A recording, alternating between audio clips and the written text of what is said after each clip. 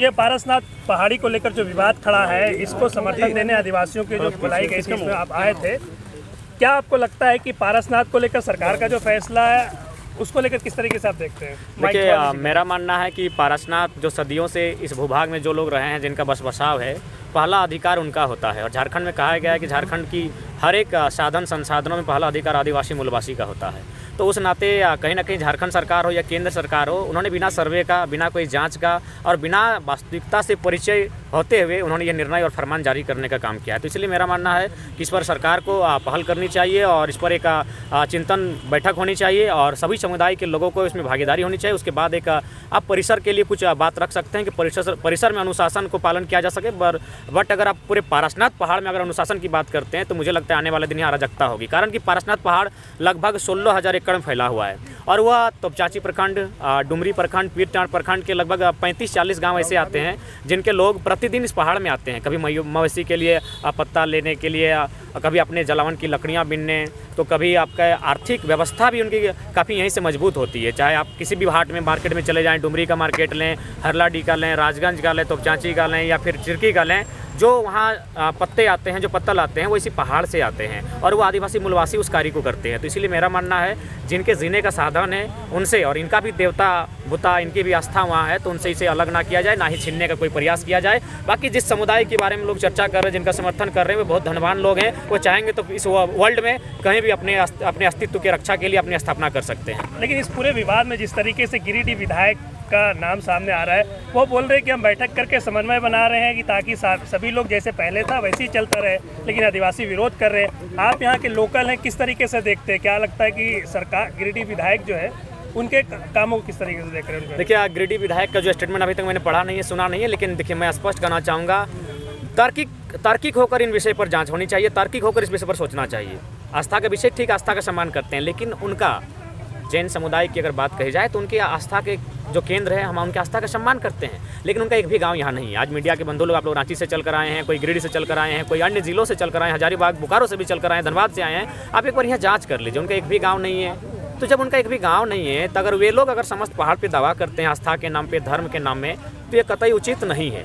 इसीलिए मेरा मानना है ये पहाड़ समुदाय का है, ये पहाड़ उनका है जो आदिम काल से यहाँ बसबसाव करते हैं। ये जो बड़ी बड़ी ऊंची इमारतें नजर आ रही है, मंदिर नजर आ रही है, ये कौन सी जमीन पे बनी है? ये सीएनटी, मैक्सिमम जमीनें जो है सीएनटी की हैं और यहाँ जो ज़मीनें मैंने ली गई हैं, और जहाँ तक मेरी जानकारी है, कुछ संथाल की हैं, कुछ कुड़मी की हैं, कुछ घटवाल की हैं, कुछ एससी समुदाय की हैं, कुछ अन्य वर्गों की भी हैं। तो कुल मिलाकर ये यहाँ के झारखंड के जो समुदाय के लोग तो कह रहे हैं कि इससे रोजगार भी बढ़ रहा है, यहाँ के स्थानीय जो लोग हैं, ठीक है, उनका कहना अगर है कि रोजगार बढ़ रहा है, तो हम वही कहना चाहेंगे, रोजगार के नाम पर, विकास के नाम पर जो बाकी कंपनियों, चाहे बीसीसीएल हो, ईसीएल हो, टाटा हो, उन्होंने झारखंडियों के साथ छल किया है, उसी प्रकार का हो रहा है। आप कहीं चले जाएंगे, बोकारो, दुगदा, चंद्रपुरा होते बेरमो, फुसराब, झरिया के खदानों में चले जाएं, झारखंडी लोगों को रोग विस्थापन, पलायन के सिवा कुछ नहीं मिला है, बल्कि बड़ी बड़ी इमारतें अन्य लोगों की हैं जो इस राज्य से वास्ता नहीं रखते, जिनका एक बित्ता जमीन तक नहीं गया है। तो इसलिए कथनी और करनी में बहुत अंतर होता है, और विशेषकर उनका धर्म का दर्शन कहता है धन का संचय ना करना, जबकि आंकड़े कहते हैं कि भारत देश में सबसे अगर संपन्न और सबसे धनी कोई समुदाय है तो वही विशेष समुदाय है, जिसके लिए आज पारसनाथ के फेवर में सब खड़े हो रहे हैं। आपसी समन्वय की बात करते हैं, लेकिन आज आपके आने से कुछ लोग दुखी दिखे स्टेज पर। देखिए, आप देखिए, हम लोग, मैं बोकारो से आया हूँ, मैं 4-5 लड़कों के साथ आया हूँ, हो सके कुछ साजिश भी हो सकती है, कुछ लोग चाहते हैं कि हम आपसी सामंजस्य ना करें, कुछ लोग चाहते हैं आदिवासी मूलवासी की एकता बरकरार ना हो, इसीलिए हो सके कुछ लोग साजिश किए होंगे, लेकिन मैं तो बोकारो से डायरेक्ट यहाँ आया हूँ, 4-5 लड़कों के साथ आया हूँ। और बाकी अगर स्टेज में कोई दुखी है तो उसमें हमको कह देते हैं या फिर हमें सूचना नहीं देते या और निमंत्रण नहीं देते, हम स्वयं नहीं आते, हम किसी को ठेस पहुंचाना नहीं चाहते, लेकिन हमें यहाँ जो स्थानीय समिति है जिन्होंने आज के कार्यक्रम का आयोजन रखा, तो हमें आमंत्रण किया गया था, हम आमंत्रण पे आए हैं। इनका कहना है कि केंद्र और राज्य दोनों ने जो नोटिस निकाला है उसमें कहीं भी मारांग मुरु का जिक्र नहीं है, इसको लेके भी आहत है। हाँ, बिल्कुल आहत रहेंगे। मारांग मुरु आस्था का केंद्र है संताल समुदाय के लिए, ठीक उसी प्रकार बाकी जो अन्य समुदाय है उनके लिए भूमिया जी आस्था का केंद्र है, कुर्मी समुदाय के लोग भी वहाँ कपसा बाबा उनके लिए माने आस्था का केंद्र है। इस पहाड़ के जो भी समुदाय हैं, चाहे संथाल हों, घटवाल हों, हरिजन समुदाय है, कुर्मी समुदाय है, यादव हैं, कोयरी हैं, तेली हैं, या कुछ सवर्ण वर्ग भी आते हैं, तो उनका सबकी आस्था का कोई ना कोई वहाँ केंद्र है। चारों तरफ से पहाड़ आप देखिए, लगभग बहुत विशाल पहाड़ है, 27 किलोमीटर के ट्रैक में लगभग फैला हुआ पहाड़ है। तो 27 किलोमीटर कहीं ना कहीं 2700 प्रकार की विविधताएं वहाँ हैं, छोटे छोटे आस्था के केंद्र हैं, मान्यताएं हैं, उनका सबकी कोई ना कोई भावना जुड़ी है। तो इसलिए मेरा भी मानना है मारांग मोरू लग रहा है राजनीति हो रहा है। हाँ, धर्म के आधार पर राजनीति इसलिए आप मान सकते हैं क्योंकि जो केंद्र की सरकार है उन्होंने देखा कि झारखंड में हिंदू मुस्लिम वाला जो कार्ड है वो फिट नहीं बैठ रहा है, तो फिर उन्होंने जातीय के आधार पर बांटने का काम किया। जब जातीय मसला सामने नहीं आया तो अब वो धर्म का बात लेकर आए हैं, क्योंकि उनके पास धर्म एक बहुत बड़ा सेंसिटिव चीज़ होता है जिससे वो राजनीति कर सकते हैं। आप ही बताइए, इससे पहले भी यहाँ मकर संक्रांति मेला लगता था, मारांग मोरू की पूजा की जाती थी, समुदाय विशेष को जो संथाल समाज के लोग हैं वह शिकारी जनी प्रथा के लिए जाते थे।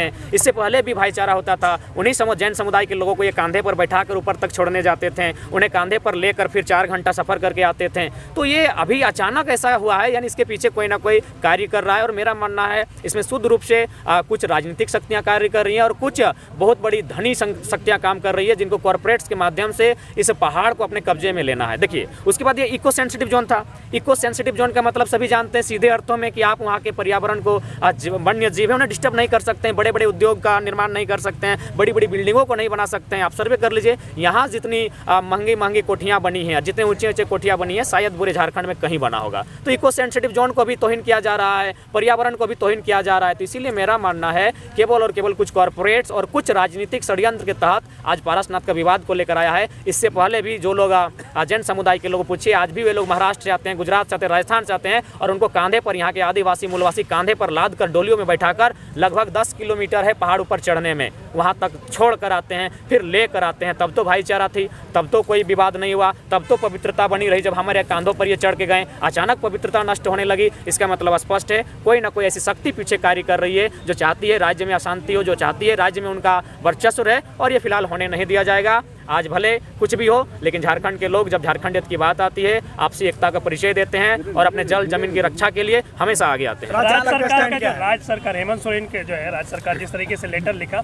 कहीं भी आदिवासी या मारांग मोरू का जिक्र नहीं था, तो क्या लगता है कि मुख्यमंत्री को जो लेटर था उसको लेकर क्या कहेंगे आप? देखिए, मेरा मानना है ये बहुत दुर्भाग्य और दुख का विषय है कि मुख्यमंत्री स्वयं आदिवासी समाज से आते हैं और उनको जानना चाहिए मारांग मोरू उनके लिए कितना पूजनीय है और कितने गौरव मान के प्रतीक हैं, उनकी आस्था के प्रतीक है। और उनका अगर जिक्र नहीं होता है तो कहीं ना कहीं वो किसी दबाव में है, और वो दबाव कहीं ना कहीं पूंजीपति का है। उन्हें आज, इसीलिए मैं बार बार कहता हूँ, आज के जितने भी नेता मंत्री विधायक चुन के जा रहे हैं, उन्हें राज्य के हित से कोई वास्ता नहीं है। वे राज्य के हितार्थ सुरक्षा के विषय में जरा भी तनिक भी वो विचारणीय नहीं है। अगर होते तो एक बार बैठ कर सोचते हैं कि इस पर क्या निर्णय होना चाहिए था। ये पहाड़ समस्त जो जन समुदाय है उनकी भागीदारी होनी चाहिए। यहाँ के पत्ते पर, यहाँ की माने जो भी पहाड़ के इर्द गिर्द जो गांव आते हैं उन लोगों की भागीदारी होनी चाहिए। आज भी हम लोग मेडिकल के लिए नहीं जाते हैं, आज भी जो पारसनाथ के इर्द गिर्द आप लोग कभी सर्वे टीम लेकर आइए, हम लोग मेडिकल के लिए बाद में जाते हैं, हम लोग पहाड़ में पहले जाते हैं, वहाँ से जड़ी बूटियाँ, औषधियाँ इत्यादि एकत्रित करते हैं, फिर उन्हीं के साथ अपना इलाज करते हैं। तो हमारे लिए वरदान है,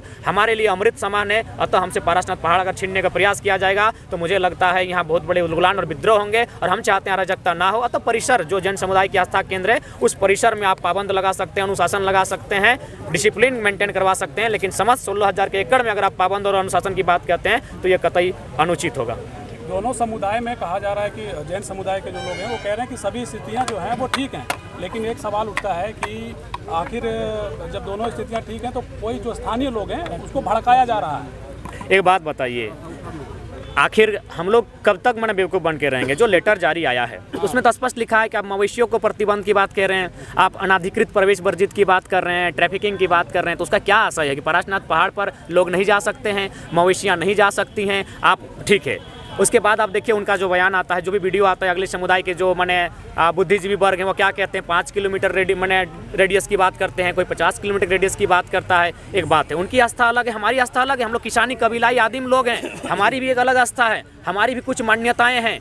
तो इसीलिए मेरा मानना है आपकी आस्था अपनी जगह है, हमारी आस्था अपनी जगह है, हम आपकी आस्था पर ठेस नहीं पहुंचाते हैं, अतः आप हमारी आस्था पर भी ठेस ना पहुंचाए। उसके बाद अगर तर्क बात करेंगे तो बौद्ध दर्शन, जैन दर्शन से पहले कृषि युग था और उससे पहले शिकारी युग था। तो हम लोग तो शिकारी युग और कृषि युग से संबंध रखने वाले लोग हैं। हम आपकी सभ्यता से कई हजारों साल पहले हमारी सभ्यता का आगाज हुआ है। अतः आप सभ्यता के नाम पर, आस्था के नाम पर इंसान को लड़ाने का काम ना करें। जो यथावत पहले चलती थी वैसा ही चलता रहे। पारसनाथ पर सबका अधिकार हो, जन समुदाय की भागीदारी हो, तो सब लोग अपनी अपनी आस्था के अनुसार वहाँ पूजन करें, सब लोग अपनी अपनी ज़रूरत के साथ उस पहाड़ से पर्यावरण को क्षति पहुँचाए बिना लकड़ियाँ चुने, पत्ते लेकर आए और अपने दिनचर्या के साथ, अपने घरेलू जीवन के साथ आगे बढ़ने का कार्य करें। एक सवाल और, अमित शाह बीते दिन यहाँ पर आए थे और 1932 को विभाजनकारी नीति बताया था उन्होंने। देखिए, पहली बात है माननीय जो गृह मंत्री हैं उनके पास थोड़ा सा बौद्धिकता का अभाव है। 1932 विभाजन कैसे हो सकता है? विभाजन के तहत ही भारत पाकिस्तान बना है। आप विभाजन से थोड़ी छूट सकते हैं। विभाजन के तहत ही बिहार झारखंड से अलग हुआ है,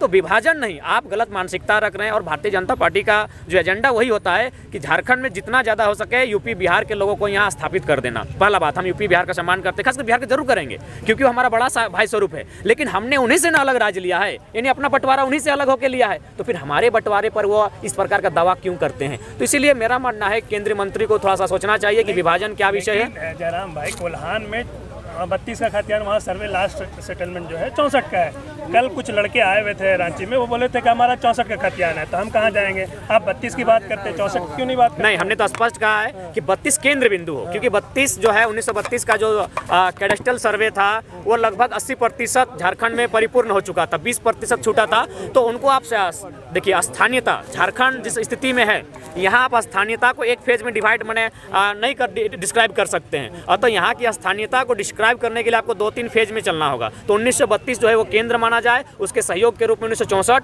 और जहाँ कुछ नहीं भी है तो वहाँ जो ग्राम सभा से एक विशेष तौर तरीकों के साथ विशेष तैयार किया जाए, जो यहाँ के स्थानीय लोगों का दावा करेगी कि ये लोग स्थानीय है और उनको स्थानीय होने के नाते नियोजन में अधिकार मिलने का कार्य होगा। आप भाईचारे की बात करते हैं, प्यार मोहब्बत बात करते हैं कि सबका रोजी रोजगार, अंत क्या अपील करेंगे कि हम यही कहना चाहेंगे खासकर जैन समुदाय के लोगों से कि पहली बात, आपकी आस्था का हम सम्मान करते हैं और अनुशासन परिसर पर हो, लेकिन अगर आप समस्त पहाड़ पर चाहते हैं तो एक बार आप खुद स्वयं सर्वे करें, क्योंकि कहते हैं कि आप लोग अहिंसा और जियो और जीने दे के सिद्धांत पर चलते हैं। तो एक बार आकर स्वयं जैन समुदाय एक बढ़िया टीम भेजे जो वास्तविकता को सर्वे करके जाए, आज तक जैसा नहीं जो एक तरफा जाके दिखाए। एक टीम भेजे और जो लोग कहते हैं जियो और जीने दे का सिद्धांत, वे खुद कहेंगे कि यहाँ हजारों आदिवासी लोग, हजारों मूलवासी लोग प्रतिदिन इस जंगल में जाते हैं, जलावन की लकड़ियाँ लेकर आते हैं, भोजन की सामग्रियाँ लेकर आते हैं, पत्ते लेकर आते हैं जिनसे इनका आर्थिक स्थिति चलता है। और ऐसी परिस्थिति में कांटे कंकीटों से भरा हुआ ये क्षेत्र है, चप्पलों का प्रयोग भी होगा। हाँ, आप एक विशेष जो परिसर क्षेत्र है वहाँ अनुशासन का पालन कीजिए, हम लोग सहयोग करेंगे और हमने सदैव सहयोग किया है। हमने जो उनका टॉम है, उनके जो तीर्थंकर हैं, उनके हमने हमेशा आस्था के साथ नमन किया है। तो हम लोग हमेशा भाईचारा, हमने हमेशा सच में दिखाया है। आज जो भी कोठी बनी है वो सीएनटी की ज़मीनें हैं, यानी झारखंड के लोगों ने दिया है, हमारे लोगों ने उन ज़मीनों को उनको दिया है जहाँ आज उनकी बड़ी बड़ी इमारतें खड़ी हैं, जहाँ उनकी बड़ी बड़ी बिल्डिंगें खड़ी हैं। तो इसीलिए मेरा मानना है, एक बार आप कोई भी जो बात करता है एक तरफा, चाहे राज ठाकरे साहब हो या ओवैसी साहब हो या जामताड़ा विधायक इरफान साहब हो या हमारे गिरिडीह के सांसद चंद्र प्रकाश साहब हों, एक बार आप धरातल पर जाएं, टीम भेजें और सुबह शाम मॉनिटरिंग करें, आपको समझ में आएगा। जिस लोगों के पक्ष में आप खड़े हैं उनका शायद यहाँ 25 परिवार है, यानी एक छोटा सा टोला भी नहीं कह सकते हैं, हमारे लगभग 50 गाँव हैं। तो आस्था के नाम पर लोगों का इस प्रकार कलम से नरसंहार ना किया जाए। हमने बहुत खोया है, मोतीलाल बास्की को ऐसे ही गोली मार दिया था, कसूर वो पहाड़ पर पाया गया था। तो आने वाले दिन इसी तरह बहुत सारी घटनाएं देखने को मिलेंगी। अतः सामंजस्य हो, झारखंड जल जमीन जंगल के साथ, खुशहाली के साथ, मांदर की थाप के साथ झूमे थिरके, हम यही चाहते हैं। आपके ऊपर अब गाना बन रहा है, क्या कहेंगे? देखिए, ये तो हमें भी जानकारी नहीं है और ये प्रेम है, उनके प्रेम का